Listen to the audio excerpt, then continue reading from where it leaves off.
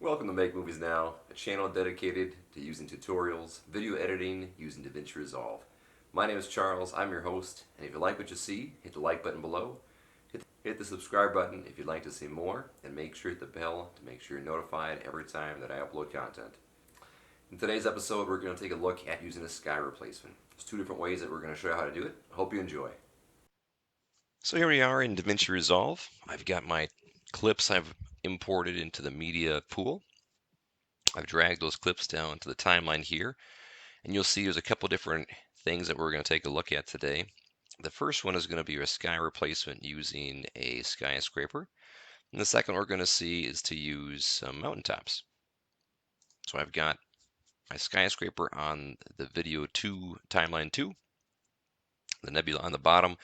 What we're going to do is create a mask or create a hole through the top layer, through the top video here, to show through to the bottom layer. Now this effect, the sky replacement effect, you can do this using the Fusion tab, and we'll be able to show this in another episode. Today we're going to focus on using the color tab. So in the color tab, a couple different things that you're going to see here. The first one is going to be the timeline in the middle. You've got our two different clips that we have, and then the corresponding clip that you click on will show up in the timeline at the top. On the right is going to be our node or our node tree. If you don't have that, you can click on nodes at the top to show that. And then in the middle, a couple different tools that we can use. You're going to hover over and click on the window or the power windows tool. In the timeline here, we've got video 2 selected, which is our skyscraper clip. Again, we're going to create a hole to show. So you'll see in the top right, we've got our video clip selected in the node tree that we're going to create. If you don't already have this blue button on the right, you can right click your mouse to add an alpha output. And then what you'll do is you'll connect the blue square to the blue circle to finish the effect. Now, what we've done so far, there is no effect, but you want to make sure you have this line connected. Otherwise, all the work that we do isn't going to show up. Now, I'm using the DaVinci Resolve 16.2 version. I've noticed there might be a difference in this effect compared to the previous versions.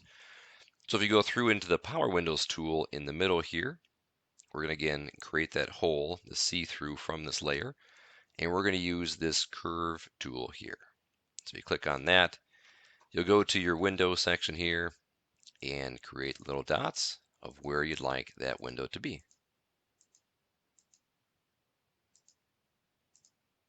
I'm not going to have you watch me click on every single section here, so we'll fast forward.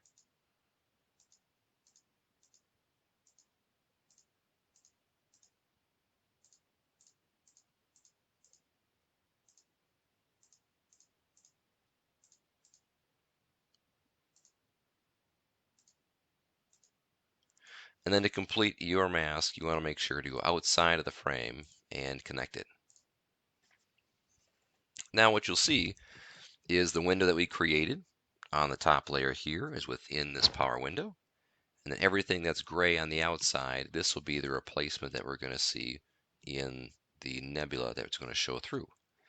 Now again, I'm using 16.2. This might be a change or an update in the new version, but the way that you'll see this, going back to the bottom here, you'll click on the edit page, brings you back to the original timeline to see the result.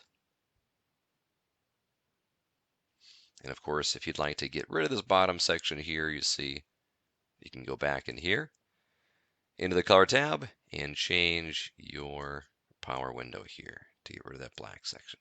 And again, go back to the edit to see the difference. If you don't like where your skyscraper is, you can use the inspector tab over here on the right to zoom in or zoom out, position it wherever you'd like to throughout the screen. But that's a quick and easy way to do a sky replacement. Now the second way we're going to show you, we're going to use the same effect, but again, we're going to have one that doesn't have the straight and easy edges like the skyscraper does. You can see this mountaintop here is a lot of softer edges that we're going to have to click around a lot to try to create the same effect. So again, click on the color tab in the bottom, we've got our top layer or top tab clicked on, which is the mountain tab here. In the top right, you'll see our node tree again. Again, click on the right mouse tab. To see the menu, hit the Add Alpha Output, which creates the blue button. You're going to connect the blue square to the blue button, and then we can do the same effect that we did before. Again, the bottom in your power windows, we're going to click on the curve button here and do the same thing that we did before. And again, so you don't have to see me do every single piece of the buttons here, I will fast forward. And then in your image, you can zoom in and you can zoom out using the scroll wheel on your mouse.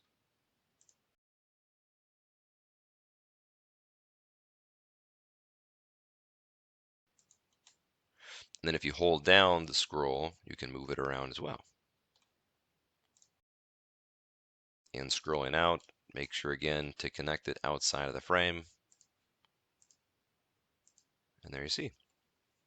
Same as before. You're not going to see the other video in this gray section here, but that's going to be where it's going to show up. So we're going to clean this up just a little bit here. And then if you go back to the Edit tab, you'll see the result.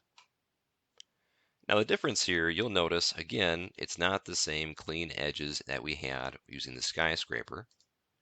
So if we zoom in a little bit, you'll see, one, I did a pretty bad job, but then two, also, it's much harder to do some of these trees. Again, you have to get into here pretty close.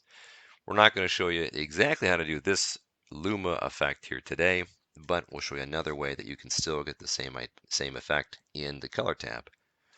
Going back in the color tab here, the way that we're going to even out some of these harsher edges is by going down to the transform section here right next to your power windows tabs. You'll see one of them that'll say softness. If you click on the softness tool, it'll kind of blur the image a little bit. You can see if it's soft at 0, everything is hard edges here. And if you pull that all the way up, it'll kind of blend that a little bit better. Here's a result here. And you know what? Let's zoom this in a little bit. There we go.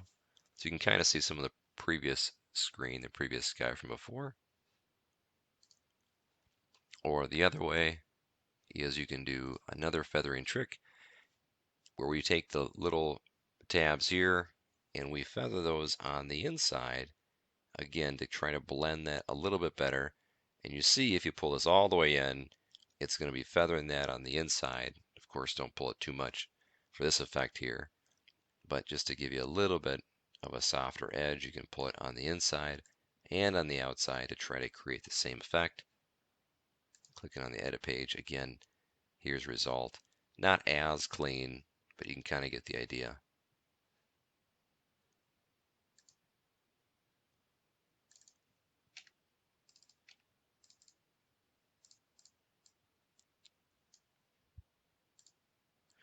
And those are the two ways that you can do a sky replacement using DaVinci Resolve. Hope you enjoyed. If you like this video, click the like button below. If you like what you see and you want to see more, hit the subscribe and make sure you hit the bell notification to get notified the next time I upload content. Thanks.